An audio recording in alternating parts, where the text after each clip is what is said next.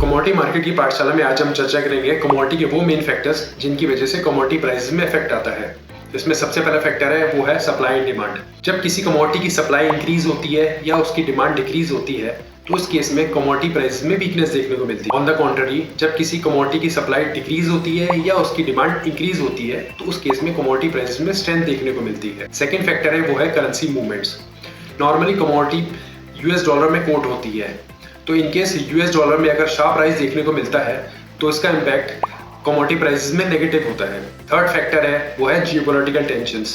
कुछ कमोडिटीज ऐसी होती हैं जो कि ऐसे रीजन्स पे प्रोड्यूस होती है जहाँ की काफ़ी ज़्यादा पॉलिटिकल अनरेस्ट होता है। For example crude oil. Crude oil largely middle east में प्रोड्यूस होता है, तो इनकेस कोई वॉर सिचुएशन होती है मिडिल ईस्ट में तो इसका इम्पैक्ट क्रूड ऑयल प्राइसेस में देखने को मिलता है। फोर्थ फैक्टर है वो है इकोनॉमिक ग्रोथ। किसी भी कंट्री की इकोनॉमिक प्रॉस्पेरिटी की वजह से वहाँ की कमोडिटी प्राइसेस में भी इफेक्ट आता है। इकोनॉमिक प्रॉस्पेरिटी वहाँ की पॉपुलेशन का परचेजिंग पावर को डिटरमाइन करता है। फिफ्थ फैक्टर है वो है transportation and storage cost.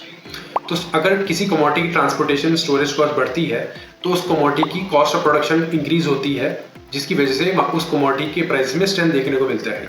On the contrary, अगर कमोडिटी की ट्रांसपोर्टेशन स्टोरेज कॉस्ट में फॉल आता है तो उस कमोडिटी की कॉस्ट ऑफ प्रोडक्शन भी गिरती है और उस कमोडिटी की प्राइस में भी वीकनेस देखने को मिलती है। तो ये है 5 मेन फैक्टर्स जिनकी वजह से कमोडिटी की प्राइस में इफेक्ट आता है। ऐसी ही और वीडियोस को देखने के लिए हमारे साथ जुड़े रहें।